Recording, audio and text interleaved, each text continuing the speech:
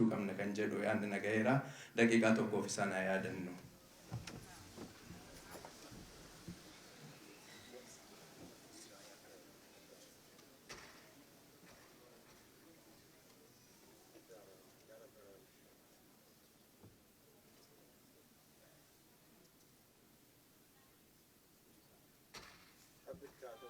Galatoma ta amma kallatti dhumaan gara presentation itti ceena. I think as biratti connection isaa technology irratti qoora quunnamaa jira. Osoo inni dubbataa jiru osoo Obbo Jawaar dubbataa jiraatan yoo dhufe jidduudhaan isinitti mul'isu yaalla itti yaalamaa jira. Teeknishaanonni amma kallattiidhaan gara Obbo Jawaar isin dabarsaa sagantaa kan akka hordoftan kabajaan isin gaafadha.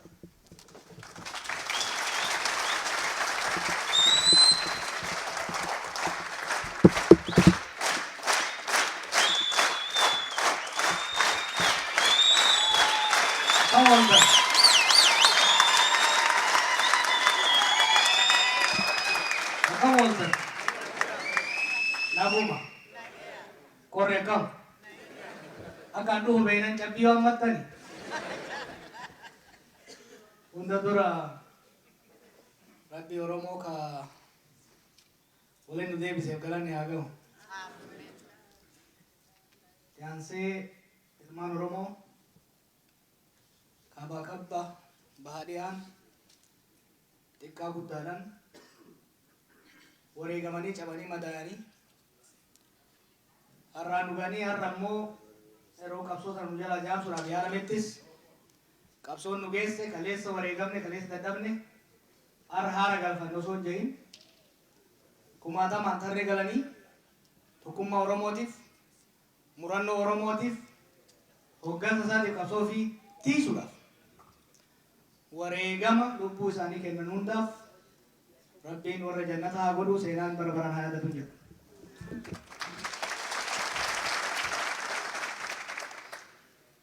Mari bal'aa boona akeekni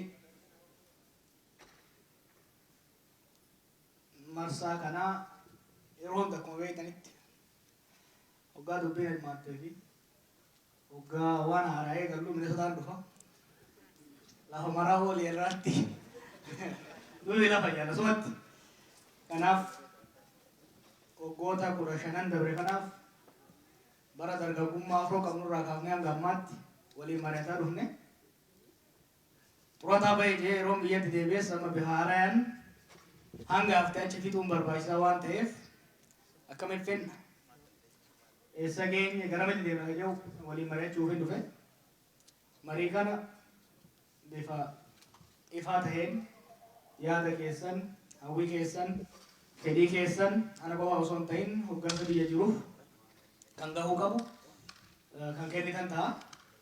Gara marii keenyatti seenuun duratti qabxii takka lama irratti yaada kennuun barbaada.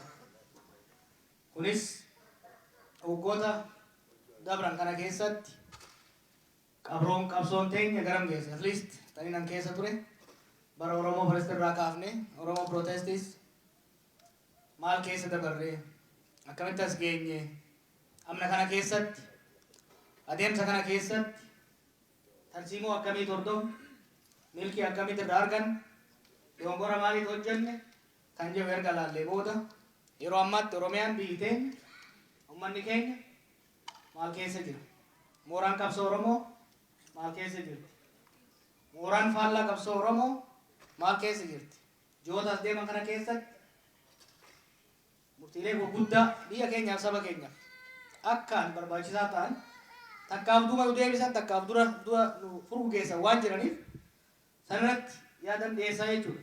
Akkuma jeetti dura eessa geenye akkamiin as geenye garamitti deemna ka jirurraa yaada kennuun yaala. Ka duraa akkamiin as geenye walumaa waan guddannee walumaa yaadachiisuudhaaf yoo adda addaa bara yeroo sanirraa bara warri har'a moluu ta'e kun rifeensa qabaachaa ture san keessa bara san keessatti wanni an dhufee itti wayiwaachaa ture laamsheena qabsoo movement paralysis keessa seennee waan jirruuf keessattuu rakkoolee bara 1992 uumaman irraa ka'ee rakkoo jaarmiyaa qabsoo keessatti uumameen laamsha'uun qabsoo uumamee waan jiruuf kana keessa bahuudhaaf bifa haaraatti yaadu tooftaa haaraatti yaaduun barbaachisaa akka jiru waldaa qorannoo Oromoota irratti walgahii adda addaa irratti waliin mari'achaa turre jechuudha. Kana keessaa tokko yaadni ani isiniif dhiyeessaa ture qabsoo hidhannoo irraa gara qabsoo nagayaatti jijjiiramuun tooftaa qabsoo nagayaatiin socho'uun tarii fala addaati jechuudhaan leenjii kennuun warra as keessa leenjisanii jirtanii kitaaba adda addaa hiruun uummata keenya sochoosaa turre jechuudha. Kan biraa qabsoon teenya bara 1960 irraa kaasee hoggansa jaarmiyaa siyaasaa jalatti socho'aa waan turteef falli itti aanu tarii hawaasa siyaasaa political society keenya keessatti afaan fajjiin waan uumamee jiruuf wal sakaalamee waan jiruuf tarii civic society waldaa hawaasaa keessatti socho'uu nu barbaachisa. Mataa yoo dadhabne miila walitti hiinuu qabnaa jennee sochoonu jechuudha. Ni yaadattanii? Kana lammataa qabxiin biraan nuti goone maxxantummaa daayasporaa irraa gara biyyatti qabsoo galchuu yaada jedhu. Kunis uummanni keenya kan daayasporaa dagalee takkaa'u deeggarsa qabsoo malee hoggansa qabsoo ta'uu akka hin dandeenye biyya alaati irraa uummata keenya biyya jiruuf bilisummaa isiniif hinna jennee waadaa galuurra qabsaa falmaddaa beekumsaan leencalloodhaan si bira dhaabanna jennee waadaa galuun barra wayya kan jedhu kanaan socho'uun jijjiiramni hammi tokko kan dhufuu danda'e. Kanaaf qorannaa babal'aa goone keessaa tokko jijjiiramoota bara 1991 as dhufan social political transformation dhufan laalu fakkeenyaaf afaan ofiitiin barachuun dhaloota qubee jedhamu uumuusaa magaaloomuu takkaa'u urbanization kan jennu kun uummanni keenya hamma tokko magaalatti galuun siyaasaan teenya baadiyyaa irraa magaalatti galuu barbaachisaa ta'uusaa akkasumas hamma keessatti dantaa wayyaanee tajaajiluudhaaf dhaabbattu Oromiyaan ijaaramuun oppidiyoon ijaaramuun humna qabsoo ta'uu akka danda'u hubachuudhaan tarsiimoo baafnee sochoone. Kanarraa milkaa'inni arganne maali? Qabsoo nagayaatti deemuun qabsoo jaarmiyaa siyaasaa gara jaarmiyaa hawaasaatti deemuun uummata biyya keessa irratti fuulleeffachuun milkaa'ina yeroo gabaabaa keessatti fide jechuudha. Kanarraa kaanee bara 2016 hiriira guddicharraa fi murruqii irreecharraa kaasee wayyaaneen akka kuftu sadarkaa wayyaanee raasuu fi kuffisuutirra akka geenye hubachuudhaan marii godhaa turre nan yaadadhaa waldaa hawaasa Oromootitti. Kunis wayyaaneen kuftee waan jirtuuf maal haa goonu transitional politics mari'achuu qabna. Siyaasaa ce'umsaa keessa seennee mari'achuu qabna yaadni jedhu bal'inaan uummata keenya keessa akka galu goona. Wayyaaneen karaa lamaan kuffisuun akka danda'amu bakka buusuun akka danda'amu tokkoffaa keessan haaromsa gochuudhaan internal reform gochuudhaan kan lammaffaa immoo fonqolchuun kan biraatiin bakka buusuun jijjiiramuun akka danda'amu. Kana lamaan keessaa uummata keenyaaf kan fayyadu gara dimokiraasii ceesisuu kan danda'u biyyas kufaatirraa hambisuu kan danda'u maali kan jennee marii barraa goone jechuudha. Rakkoon yeroo san ture akka yaadattan kan hin barbaadu rakkoon yeroo san ture yeroo dheeraaf wayyaanee kuffisuu qabna inni irratti qabsoofne maaliin bakka haa buufnuun gaafii ta'ee jechuudha. Jaarmiyoonni siyaasaa keenya kun bakka irra ture kun mana hidhaa ture. Kanaaf falli nu qabnu filannoo nuti qabaachaa turre keessattuu biyya san keessatti paartiin mootummaanii fi biyyi paartii government state tokko waan ta'aniif tokko kuffisuun kan diiguu ta'a jennee waan sodaanneef osoo shakkinuu gara internal reform transition through reform yookiin immoo ce'umsa karaa reformiitiin godhamu karaa haaromsaatiin godhamu tunu baasa kan jedhuun itti deemne jechuudha. Kanarraa kaanee wanni goone oppidiyoo wayyaanee jalaa bilisoomsuu humneessuu aangeessuu yaada jedhuun gadi baane falmaa guddaa abaarsa guddaa xichaa guddaa keessatti hojii sanis bakkaan ga'uu hin danda'an kan qofa osoo hin ta'in isaaniifis buusa yaamu oromaaraa kan jedhu dhaabutti ceenee jechuudha. Ce'umsa filanne kana sirna wayyaanee diinee kan biraatiin bakka buusurra achuma keessa warra wayyaa qaban warra xaharfamuu danda'an warra wayyaa'uu danda'an warra sabatti madaquu danda'an warra toobachuu danda'an kan jedhu gara fuulduratti baasuun dhaadheessuun humneessuun gara jijjiirama karaa haaromsaa tiseenne jechuudha. Kanarraa faayidaaf miidhaatu jira. Faayidaan irraa arganne qabsoon alaan hoggaa jennu biyya alaa qofaan osoo hin ta'in daandii irratti magaalota keessatti manneen barnootaa keessatti godhamaa ture keessaanis tumsa akka argatuu fi sirna wayyaanee keessaan nyaachaa alaan fottoisaa gara laaffisuutti akka deemnu nu gargaara jechuudha. Gaafiin Oromoo keessattuu erga Lammaa Magarsaa gara fuulduratti bahee booda gaafiin Oromoo fi sabboonummaan Oromoo yeroo duraatiif sadarkaa jedhamuu danda'uun hoggansa mootummaa fi paartii biyya bulchuun dhugeeffatamu fudhatamu ragaan bahamuun qabsoon teenya qabsoo haraam taate qabsoo farra biyyaa farra diigumsaa irra dabartee jaamuun hafee gara qabsoo ummata qabsoo mootummaatitti dhugaa qabduutti legitimization of the demand kan jennu sun uumamuu danda'a jechuudha. Kan biraa qabsoo haaromsaatiin jijjiirama haaromsaa keessa seenuun keenya wanni inni uume yoo kan taate sirna IPRDF sirna wayyaanee san keessatti baqaquun wal shakkuun wal wanjaluun wal harcaasuun wal diiguun akka dhufu gochuudhaan mooraa keenya keessatti hamma tokko isaanirraa fudhachaa mooraa isaanii haphisaaf laaffisaa akka deemnu nu gargaara. Garuu karaa kana filachuun karaa oppidiyoo aangeessuu takkaahuu jijjiirama keessootiin gara ce'umsatti seenuu jennee fudhanne sun karaa hundaan faayidaa qofa osoo hin ta'in mudaas qabaachaa akka ture irra deemnee ilaaluun barbaachisaadha. Wanni dhukkubbii nama qabu painful ta'e murteessine yoo jiraate haqa moggatti dhiifnee nagaa filachuun dirqamuu keenya. We have to sacrifice justice for peaceful transition.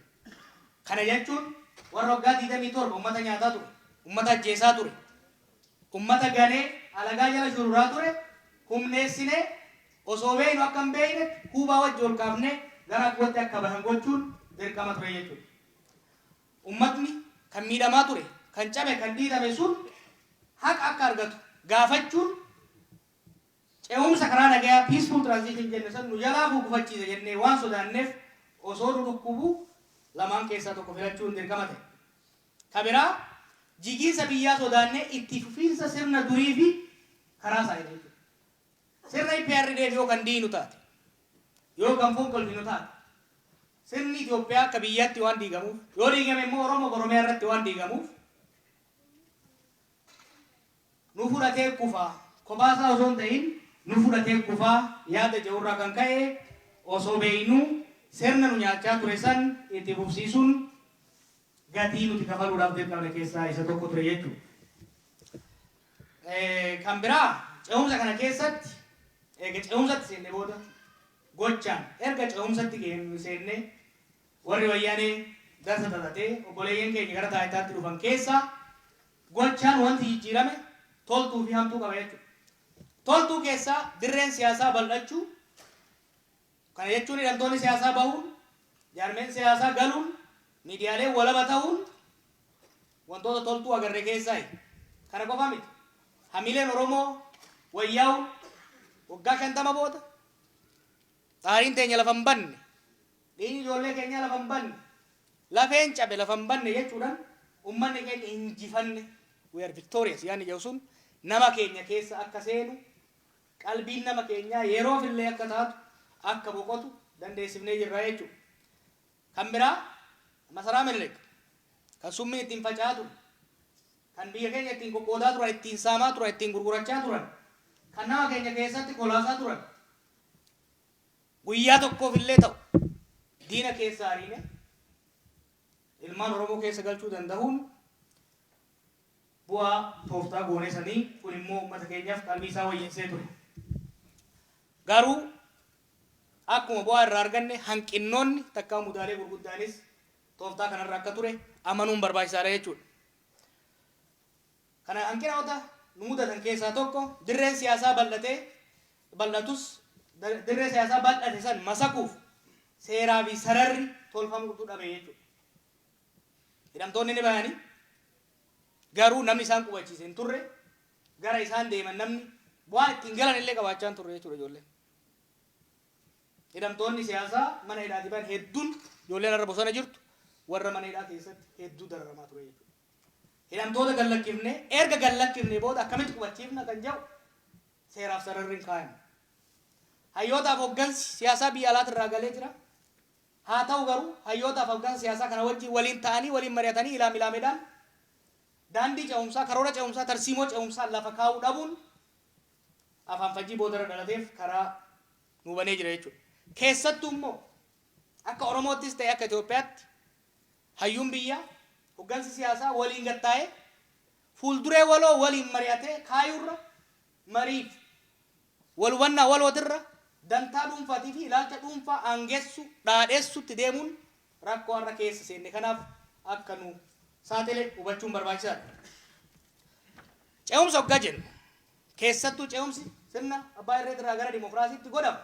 Keessattuu immoo kan qawwee malee dhufu kuni bakka kan gahu warri jijjiirama barbaadaniif jijjiirama sanii qabsaan keessanis alaanis bitaaniif mirgaanis warri jiran sun caayaa tokko jalatti deebi'anii humna yoo kan ta'an taate cohesiveness uumuu yoo kan danda'an taate change agents warri jennu sun gara tokkotti dhufuu yoo kan danda'an taate qofadha kan jijjiirama san gaaza gahaadhaan humna gahaadhaan ciniisamuu danda'amu. Kun hin godhamne humna jijjiirama barbaadu kan Oromoo qabataniin kan biraatu walitti qabuun hanqatee adda facaasutu godhame. Dhugaa yoo ka dubbannu taate jijjiirama kana milkeessuudhaaf Oromoon tokko ta'uu qofa osoo hin taane biyya san keessatti warri jijjiirama barbaadu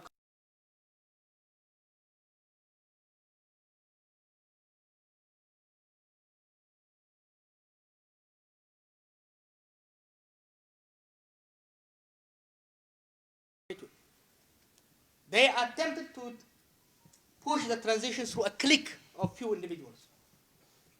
Kun dongora isaanii qofa miti. Dongora hoggansi asii gale jaarmayoonni asii galan waloodhaan ta'anii mootummaa irratti dhiibbaa godhurra tokko tokkoon chirachaaroodhaaf of dhiyeessuun isaanii sagaleen isaanii akka faca'u warri hoggansa jijjiiramaa ta'ee taa'es eega tokko tokkoon bitanne jumlaadhaan maaliif xaarraa sadarkaa jirutti akka goran godhe jechuudha. Kan biraa wanni ce'umsa kana rakkoo keessa galche tokko himata Oromoo naareetiif irraa maquu keenya jechuudha. Waggoota 50 wana himataa turre jira. Biyya kana keessatti akka sabaatti kan cuqurfamne, akka sabaatti kan qabsoofnu, akka sabaatti kan bilisoomnu. Yaada jedhu kanarraa bahuudhaan nugusoonni kaleessa uummata keenya fixaa turan faarfamuun dhugaan Oromoo laaffifamee salphifamee mul'achuun mooraa Oromoo keessatti wal dura dhaabbannaa afaan fajjii uume jechuudha. Kabiraa nas dabalatee aktivistoonni biyya alaa kanarraa sagalee uummataa taanee deemaa turre faffaca'uutu dhalate. Ilaalcha qofaan osoo hin ta'in gariin mootummaatti maxxanu, gariin akka malee faallaa mootummaa ta'u, gariin dhiisee hojii isaatti deebi'uun dhiibbaa silaa godhuu dandeenyu san akka laaffisee fi ce'umsa kana bakkaan gahu irratti qooda aktivistoonni silaa taphachuu qaban baay'ee akka hambise amanuun barbaachisaadha. Kan biraatii fi guddaan keessattuu warri mootummaa deeggartan warri boru mootummaa ta'uu barbaannu wanni amanuu qabnu qeerroon abbaan haqaa kan itti madaa'e, kan itti du'e, kan itti luqqe, kan itti hidhameef rakkate jijjiirama kana keessatti hirmaachuun hafetti moggatti dhiibamuun hafetti hidhatti guuramutti dhufe jechuudha. Abbaan haqaa, abbaan humnaa warri ama 10 mana hidhaa keessatti qeensi irraa buqqe kan jijjiiramni tun maal akka taate dhiiga isaatiin gidaara irratti barreesse namni shaniyyuu mootummaa kana keessatti jijjiirama kana keessatti hirmaate yoo jenne of kijibne jechuudha. Kuni haga duraatii obsee laata. Eega isinii taate ooffadhaa. An kan qabsaa'e bilisummaaf malee kabaja uummata kanaaf malee mataa kiyyaatiif miti jee erga laalee dubbiin kanarraa hoggamaytu cinaan bosonatti gale cinaan dhagaa fuudhattee kanarratti gadi bahee jechuudha. Kana hubachuun barbaachisaadha. Bu'aan kana bu'aan wal mari'achuu dhabu, bu'aan tokko tokkoon fiigu, bu'aan chirichaaroon wal bituuf wal gurguruu yaalu, bu'aan himata Oromootirraa maqu, bu'aan aktivistoonni keenya addaan harca'uu afaan fajjii confusion guddaa uummata keenya keessatti uume. Oromootu aangorra jira moo hin jiru? Bilisoomne moo hin bilisoomne? Ilmaan abbaa gadaati moo ilmaan abbaa gandaati? Gaafiin dhufe kun kanarraa ka'e jechuudha. Afaan fajjii keessa seenne jechuudha. Kanaaf afaan fajjiin wal shakkiin ormaan tuffatamuun of dagachuun kun hundi qabsoo waggoota afurii waggoota 40-50 san akka itti oofnerraa of dagachuun karoora lafa kaayachuu dhabuun rakkoo nutti uume akka ta'e amanuun barbaachisaadha. Hamtuun biraa eessa geenye jennee galaalle hamtuun maali? Ammarra eessa geenye waan geenye kana keessaa hamtuun maali jennee waliin mari'achuu barbaachisa. Ceehumsi yeroo ammaatitti afaan fajjii fi gaaga'ama hamaa keessa jira. Namni kana namanne nama hoomacha dhugee machaa'e qofa. Kana amanuun barbaachisaadha. Yeroo ammaatitti ceehumsi kararraa maquu qofa osoo hin ta'in shofeertichis tasaafaariinis afaan fajjii guddaa keessa jira jechuudha. Confusion, national confusion akka Itoophiyaattis akka Oromoottis national confusion. Confusion kanatu insecurity sodaa shakkii abdii kutannaa fiduudhaan walitti bu'iinsi bifa adda addaatiin agarru kun kanarraa kan dhufe jechuudha. Amantaan hooggansarra jiru haalaan gadi bu'ee jira. Confidence on leadership. Hooggansi tokko karoora lafa baasee karoora san bakkaan ga'uudhaaf amantaa uummataa barbaada. Deeggarsa uummataa barbaada. Yeroo ammaatitti biyya alaa qofaatti miti biyya keessattis hooggansi tokko kana hojjanne yoo jedhe sitti kolfatame. Maaliif hojjetee hin agarsiifne? Hin kijiba malee qabatamaa hin agarsiifne. Waliin hin mari'anne. Yeroo hedduu amma nan saalfadha. Moggaa wal gahii teenye Facebook irra taa'u hundi footoo moo hojii jira siin jedhamu. Kanaaf serious crisis keessa deemnee akka hooggansaatti confidence on leadership sadarkaa baay'ee gadi bu'aa sadarkaa 2008 booda irra jira. Ni yaadattanii 2008 qoqqoodama booda amantaan confidence ummanni keenya hooggansa irraa qabu sadarkaa baay'ee kufaarra kan ga'e ummata keenya irratti of shakkii collapse of collective self esteem uumee akka ture sadarkaa sanarra akka geenye hubachuun amanuun barbaachisaadha jechuudha hooggansi. Rakkoon afaan fajjiin uumamuu kun amantaan hooggansa irratti dhabamuu kun hooggansi adda faca'ee fiiguu kun tuffii fi duulli hamaan Oromoo irratti probably takka mul'atee hin beeyne bifa qindaawaadhaan godhamaa jiraachuudha. Kun immoo wanni isin ajaa'ibu gaafa Oromoo faras jennes gaafa zamana warra Abaawos gaafa warra zamana Hayilee Fidaatis mormiin takka mootummaarraan duratti godhamaa ture takka mormii duraan godhamaa ture. Arra gama lachuutu duulli duratti godhamaa jira. Mootummaa Oromooti jenna bulchiinsa Oromooti jenna kan halkanii guyyaa maqaa Oromoo balleessuudhaan duulaa jiru miidiyaa mootummaati hunda caalaa jechuudha. Kun miidiyaan mootummaa caasaan sirni mootummaa nuti wayyaan irraa bilisa baafne sun farra Oromoo farra sirna federaalizimii ta'ee jira. Miidiyaa Itoophiyaa irra yoo kan laaltan taate bulchiinsa mootummaa federaalaa kamii yoo kan dhayitan taate ilaalcha gocha tarkaanfii farra mirga sabaaf sablammootaatiitu godhamaa jira jechuudha. Akkamiin bannere duuba deebinee ilaaluudha. How did we end up in there? Kana yoo of hin gaafatin honest bifa ta'een bifa wal amanuun bifa waakkii fakkeessuun hin jirre yoo hin amanin gara fuulduraatti deemuun baay'ee rakkisaadha. Sababa dogongoroota armaan olitti tarreesseetiin yeroo har'aatti walitti gaarreeffannaan hamaan humnoota fi saboota gidduutti biyya keessatti uumamee jira. Kun immoo gaagama lubbuu fi miidhaa qabeenyaa fiduusaa miidiyaa irraa kan agartan ta'a. Kabiraa ka himuuf nama saalfachiisu ka yaadachuuf nama saalfachiisu maal akka ta'e beektu hidhaaf ajjeechan ummata keenya irratti bifa haaraan deemaa jira.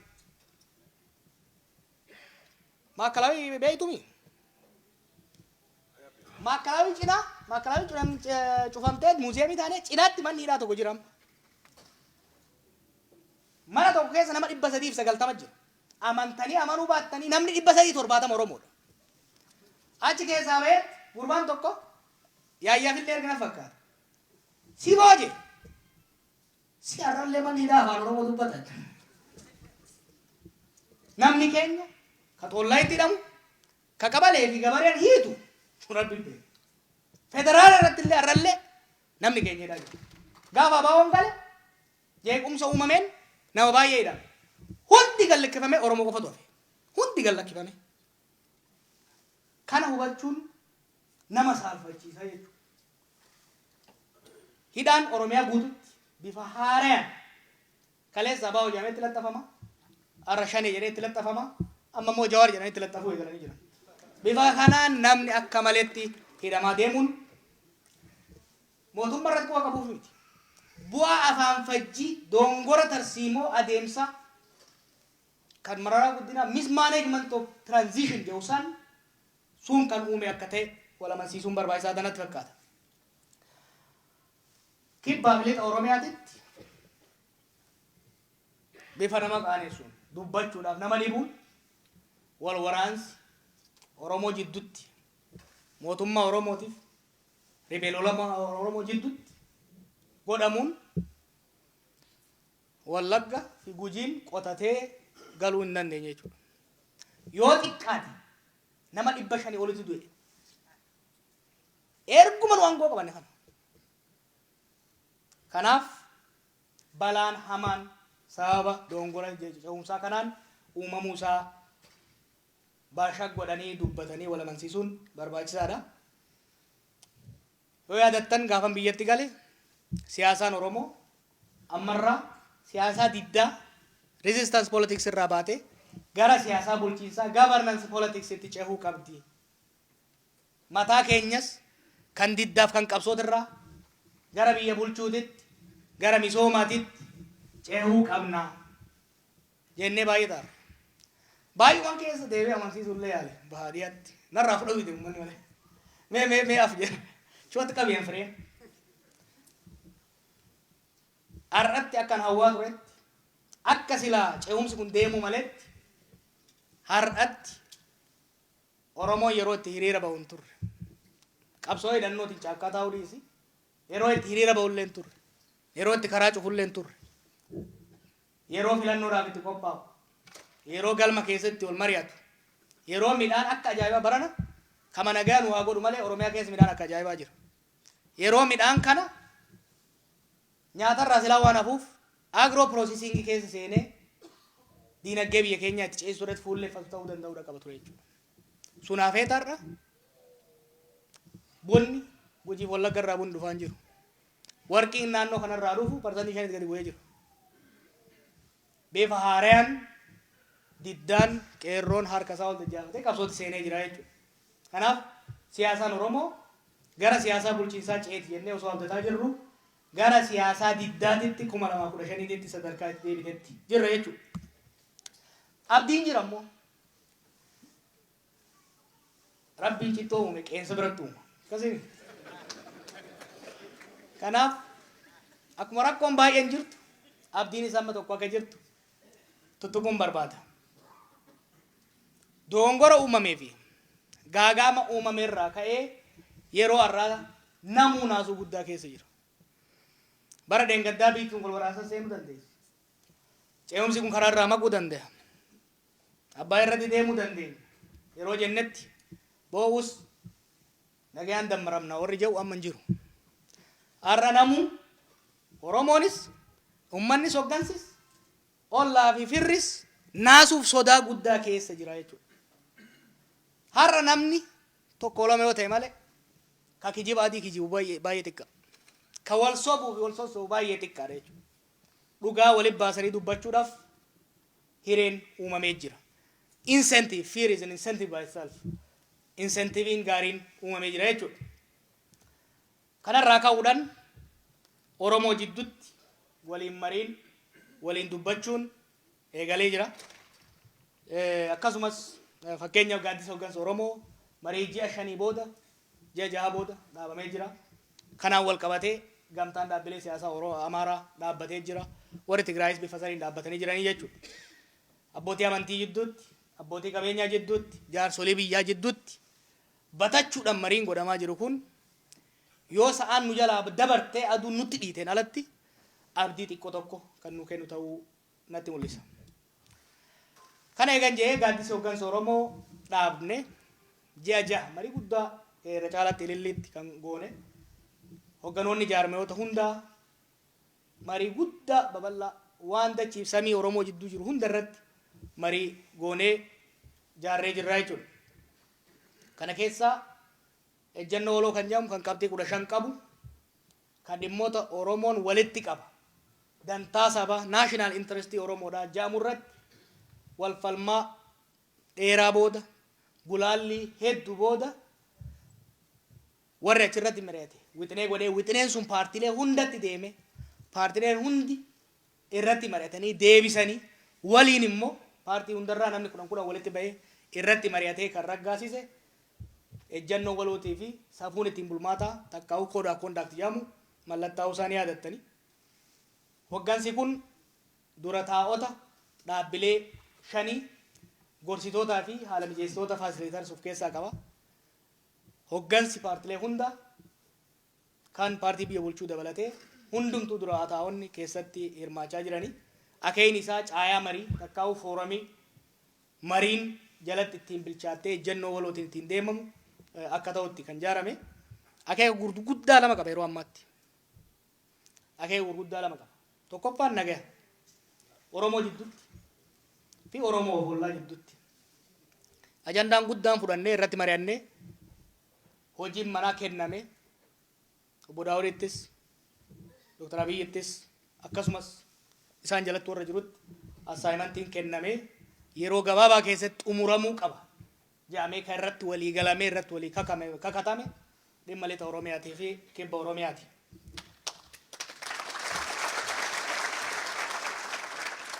Nagayaan wal qabatee kophaan bullu ollaa wajjin bulla ollaa seenaadhaan bifa adda addaatiin walitti muftoo qabnu walitti qurrama qabnu jira. Kana keessaa tokko saba Amaaraati.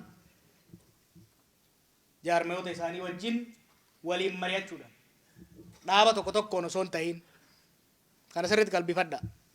Dhaaba tokko tokkoon osoo hin ta'in chirichaaroon osoo hin ta'in akka jumlaatti Oromoon akka Oromootitti Amaarri akka Amaaraatitti kan durii kan har'aaf kan boruu irratti akka waliin mari'atuuf akkasumas saboota biraa wajjin kan Somaalee wajjin dursinee finnee jirra. Probably kan warra Tigreetis kan dabalatu mariin amma booda Oromoon ollaa isaa wajjin akka Oromootti malee akka gosaatti akka paartiitti akka hogganaatti akka murnaatti gonkumaa ta'uu hin qabu kan jedhu irratti mari'atamee lafa kaa'amee jira jechuudha. Haaluma kanaan walgahiin duraa kan garee lamaanii haala ammaa kana qabbaneessuudhaaf guyyaa kaleessaa godhamee jira. Yeroo gabaabaattis walitti deebi'anii marii kan godhan ta'a. Ajandaan lammataa nagayatti aansee kan filannooti. Filannoon godhamuuf deema. Filannoon godhamu kun hiree uummata keenyaatiin biyya saniif takka achi nu tarkaanfachiisa takka nu dhedheemsa. Kanarraa kan ka'e filannoon Oromiyaa keessatti yeroo duraatiif godhamu kun yeroo duraatiif kan kijibaa osoo hin ta'in kan dhugaa akka ta'u kan nagayaan godhamu akka ta'u kan bilisa ta'ee hundi itti dorgome uummannis bilisaan yeroo duraatiif qubaan nama isa bulchu itti filatu akka ta'uuf mariin bal'aan irratti godhamee tarsiimoonis kaayamaa jira. Akeekni isaa akkuma reefu jedhetti dhimma filannoo irratti mariin godhamaa jiru. Tokkoffaa filannoon kun kan nagayaaf kan bilisaa akka ta'u kan kijibaa kan dharaaf wal fixiinsaa akka hin taaneef mariin godhamaa jira.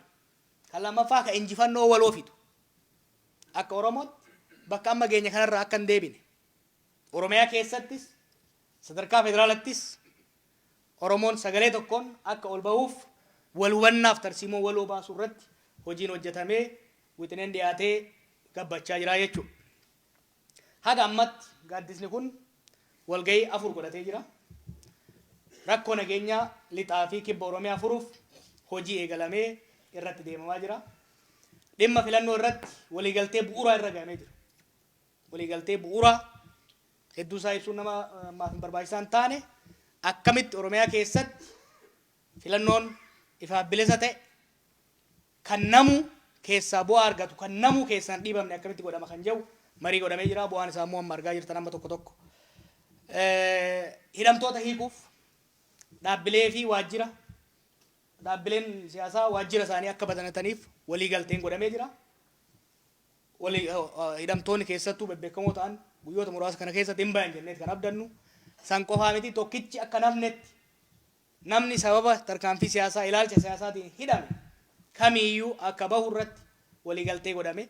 Kun immoo wal amantaa mootummaatii fi keessattuu adda bilisummaa Oromootiin wal qabatu waan ta'eef hogganoonni lamaan akka waliin mari'atan akkasumas warri achi jirullee yaada akka itti kennan godhame gara hojiitti seenamee jira. Kabiraa wanni dhumarratti isiniin jedhu abdiin xiqqoo hin qabdi jechuu gaaddisa irratti. Abdiin jira lafa hin qabanne garuu lafa hin qabanne lafa qabatee itti bufaa isin ceesee yoon jedhe kijiba. Akka yaadatti akka wixineetti akka bu'uuratti waan saba kanaaf fayyaduu danda'u waan gaagama hanqisuu danda'u bishaan kan jige hin boo'anii tamaaf tol qabaniimi waan baay'een boo'ee mireefu ka jige kaafte garuu gaaddisa kana jalatti wal qabuudhaaf tattaafataa jirraa jechuudha. Kanaan wal qabatee waa'ee filannoo 2020ti. Filannoon nagayaa fi bilisa yoo kan godhamuu danda'amu taate. Filannoon nagaa fi bilisa yoo kan godhamuu danda'u taate ceehumsa kana milkeessuudhaaf shoora guddaa qabaachuu danda'a. Filannoon godhame yoo nagaa hin qabaatin filannoo duratti jeequmsi yoo jiraate filannoo boodatti jeequmsi yoo jiraate wal dorgommii irratti jeequmsi yoo jiraate pre-election violence kan jennuun filannoo booda jeequmsi yoo jiraate post-election violence kan jennuun keessattuu bu'aa isaa irratti walii galuun dadhabame jeequmsi yoo yeroo taate biyyattii sun irraan haftu. Kana namuu beekuu danda'uu qaba. Namu filannoon itti aanu kun akka amma yaadamu kanatti godhame namni walii galee nagayaan filannoo kana yoo gaggeesse rinasansi ta'a biyya saniif. Wal hanna jennaan garuu wal qabatanii baduu dhufa jechuudha. Maaliif? Jeequmsii fi hanni jiraannan biyya diiguu danda'a. Keessattuu warri mootummaa deeggartan waan tokko badda. Biyya san keessattuu Oromiyaa keessatti filannoo dhiisii marfee hatuun hin danda'amu yeroo ammaatitti. Baay'ee ulfaata. Ummanni akka waan ija 100 qaamarraa qabuutti ilaalaa jira. Nanaata jennaan rakkoo guddaa keessa seena jechuudha. Filannoo hatuun hin danda'amu. Filannoo hatuudhaaf tokkoffaa dammaqiinsi uummataa samii ga'ee jira. Lammaffaa humni mootummaa filannoo hatu waa lama barbaachisa. Tokkoffaa ganzaba leecalloo ittiin nama sossobanii nama ittiin bitan barbaachisa. Lammaffaa immoo humna warra ganzaba didan kabalaan shimalaan garagalchan barbaachisa. Arra caasaan mootummaa jabina qabu ka filannoo hatuudha fayyamu hin jiru. Kan nan hata jee ofiifuu hatamuu danda'a. Kan nan hata jee harka isaa dhabuu danda'a jechuudha. Kanaaf hin kolfina. Warri hatu sun harka qabamuu qofa osoo hin ta'in wal qabannee baduu dandeenya jechuudha. Kanaaf filannoon itti aanu ka ifaa ka walabaa fi kan nagayaa godhu irratti hojiin guddaan hojjetamuu qaba. Gaaddisa kana jalatti hojjetamaa jira. Isinillee hojjechuu danda'uu qabdan. Filannoon nagaa fi bilisa akka godhamu yoo ka barbaadamu taate wal hubannaa fi wal amantaan dhaabbilee mormitootaa fi kan biyya bulchuu jidduutti baay'ee barbaachisaadha. Ce'umsa keessa waa lamatu uumama. Warri biyya bulchuu tokkoffaa sireen itti ho'itee waan jirtuuf irraa ka'uun barbaadu. Rakkoon san qofaa miti. Waggaa 27 hidhaa waan tureef ajjeesaa waan tureef jarri kun barcuma irraa na buusanii nan dhiisanii dhidhiitanii mana hidhan na darbanii jee shakka. Waan shakkuu fi itti goggoga sireetti takkaa barcuma sanitti. Warri mormitoota ammoo waggaa 27 qorri keessan ture hidhaa keessan ture har'a naan maltii hiixadhee barcuma irraa yoo nafe nan dhiisuu waan jedhuuf wal sodaa uncertainty fiiruu uumaa jechuudha. Kanaaf hojiin guddaan hojjetamuu qabu paartii biyya bulchuu fi paartii mormitootaa jidduutti wal amantaa gochuun sana keessaa foormulaa hojjechuu barbaachisa. Kan hojjechaa jirru kana maali kun? Filannoon kun tokko absolute winner absolute loser kan jennu akka uumu. Filannoo kana keessaa namu itti baasaa keessaa haa xiqqattu haa guddattu xiqqoo akka qoshorachuu danda'u.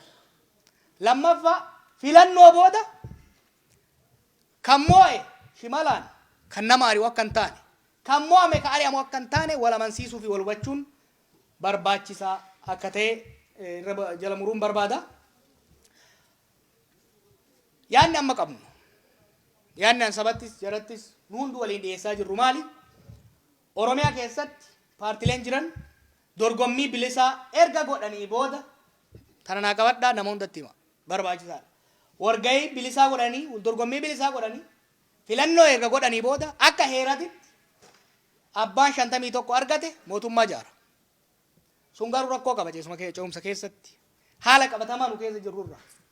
Haala qabatamaa siyaasaan ce'umsaa qabdurraa kan ka'e kan ta'uu qabu mootummaan gara fuulduraa ijaaramu kan yeroo hunda Profeesar Mararaan jedhu National Unity Government mootummaan namuu keessaa qooda qabu akka ta'u ammumarraa wal amansiisuunii fi lafa kaa'uun barbaachisaadha. Walii galaanis akka jiranitti kan hubachaa jiru jechuudha. Lammaffaa sadarkaa federaalaatitti Oromiyaa keessatti abbaan barcuma 50 argate hundi isaa federaala yoo dhaqu Oromoo ta'ee dhaquu danda'uudha qaba jechuudha. Kun barbaachisaadha.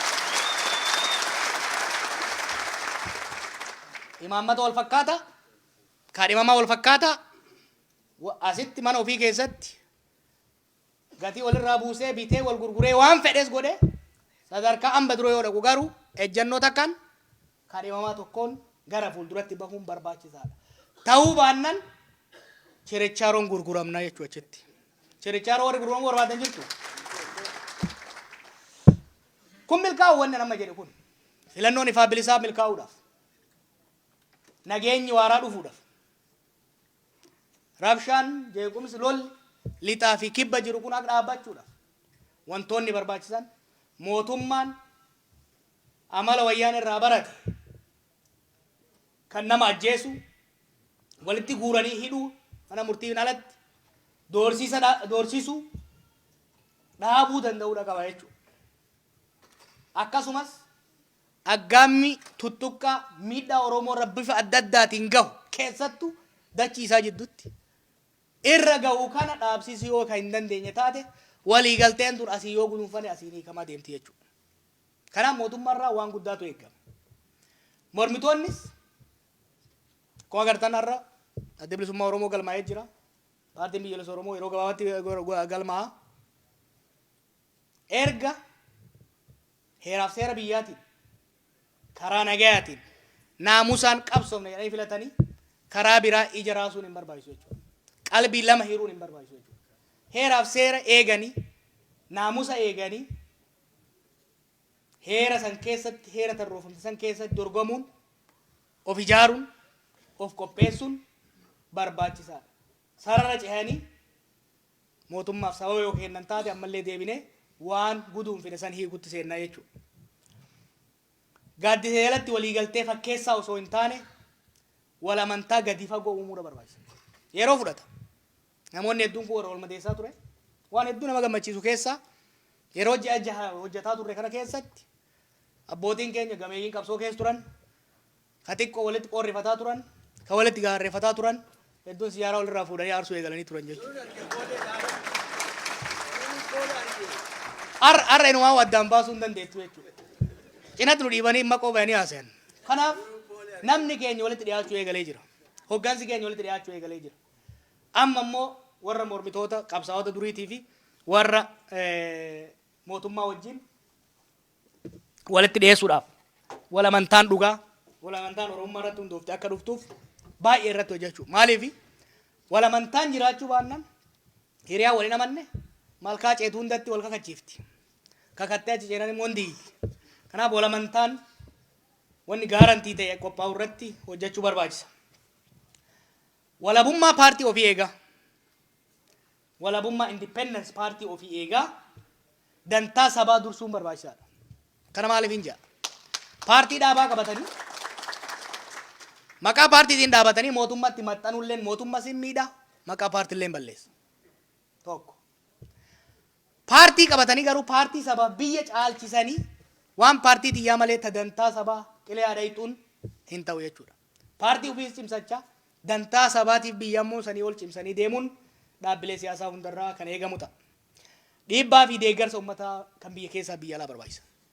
Hojiin eegalame kun akka bakka gahuuf walwannaan eegalame kun akka bakka gahuuf hojii guddaa eegamu uummanni keenya dhiibbaa guddaa godhuu danda'uudha qabdan jechuudha.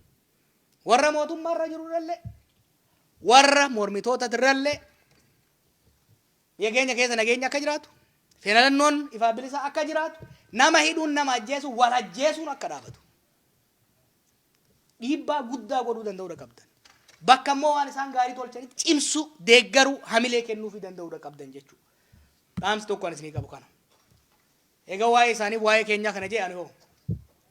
Hanga ammaa akkuma beektanitti aktivistii xiinxalaa hoogganaa miidiyaa ta'ee gamaa gaman waliin dha'uun isin gargaaraa ture. Erga biyyatti galee immoo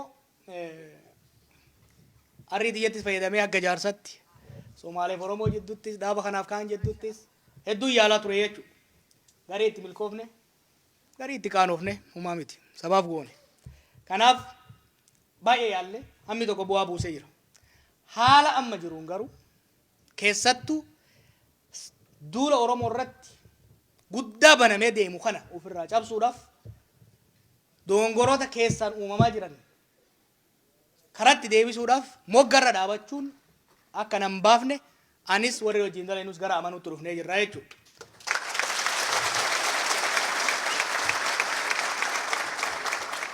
Kanaafuu filannoo itti aanu keessatti anis jaallan paartilee adda addaa keessa jirrus filannoo san keessatti hirmaachuudhaan dhugaan Oromoo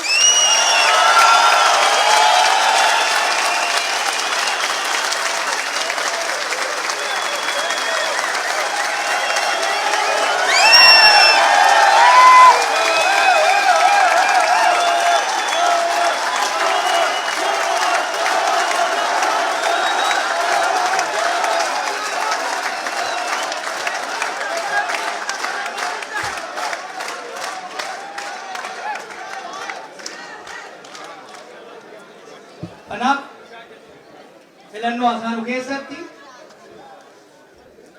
akka jaarsaatti akka daawwataatti osoo hin ta'in akka kaadhimamaatitti ummata Oromoo ummata kiyya kan kaleessa gaafa waadaan galuuf nan shakkin gaafan gargaarsa gaafadhu na biraan hafin dheengadda immoo bahee du'a na oolche san maqaa isaa kabachiisuudhaaf nan hirmaadha jechuudha.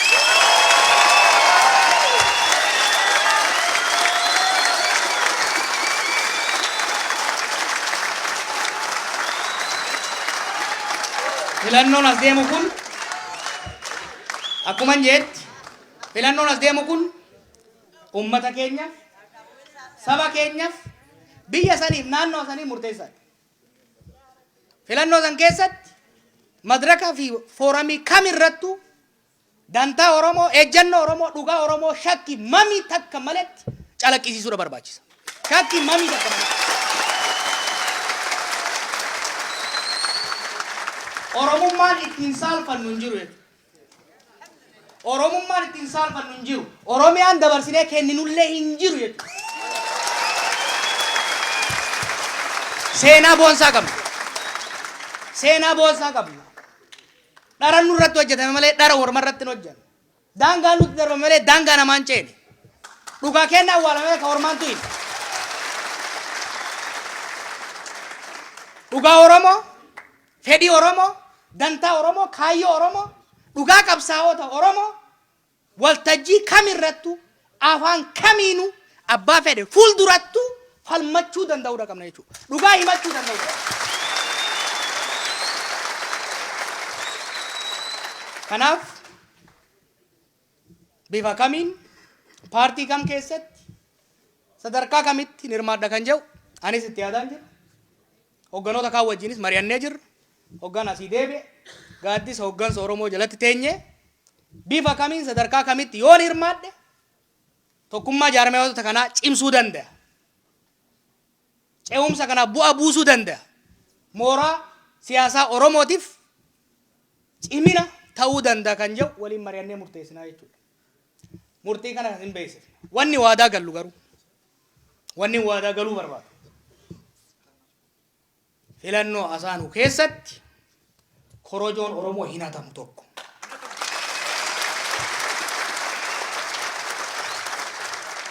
Dhugaan Oromoo hin awwaalamu, seenaan Oromoo hin xuraa'u.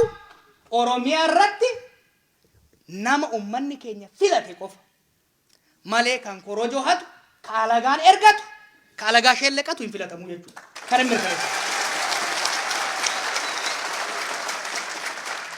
Kanaaf tarsiimoo lafa baafannee lafa kaa'annee jira. itti qophaa'aa turre yeroo gabaabaa keessatti gara kanatti kan seennu ta'a.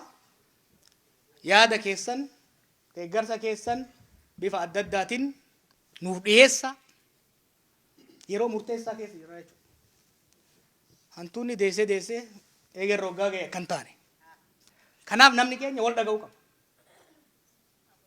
Filannoo kana keessatti illee akka shunkurtaa gullitiititti qoqqoodamnee hin seennu. Kana waadaan isinii gala. Wanta akka shakkina.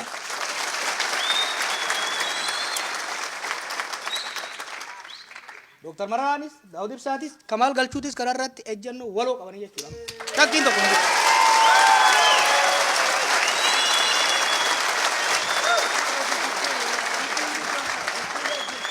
Warra walii galluun, warra dhugaa Oromoo irratti walii galluun, warra ejjennoo Oromoo irratti walii galluun, mooraa takka jalatti, gaaddisa takka jalatti, caayaa takka jalatti dhugaa Oromoo takkittii qabannee Oromummaaf Oromiyaadhaaf ni falmanna. Warra kanarratti garaagarummaa yaada qabnuun wal kabanyee walii beeyne dorgommii keessa seenne yoo mo'anne fudhanne yoo mo'amne kennine uummata Oromootiif Oromiyaaf mootummaa isa fakkaatu gadhaabna jechuudha.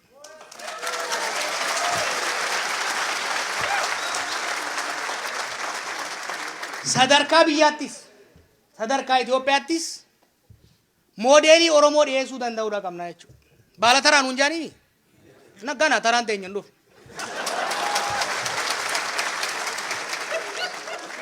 Taraas yoo taate biyya ormaatti taraa salphiin qabanne waggaa 150 qe'ee teenya irratti taraa eegganne beektu.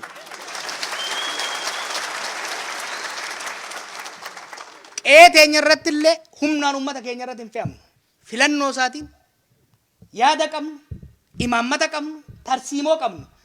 Lafa keenya uummata keenya keessa ni filamna.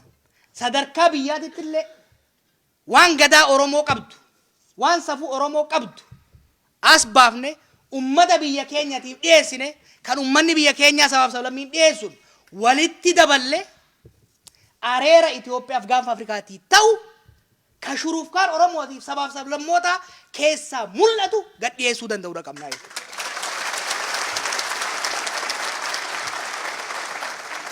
Kana gochuudhaaf wal hubannaa hooggansaa gaafata.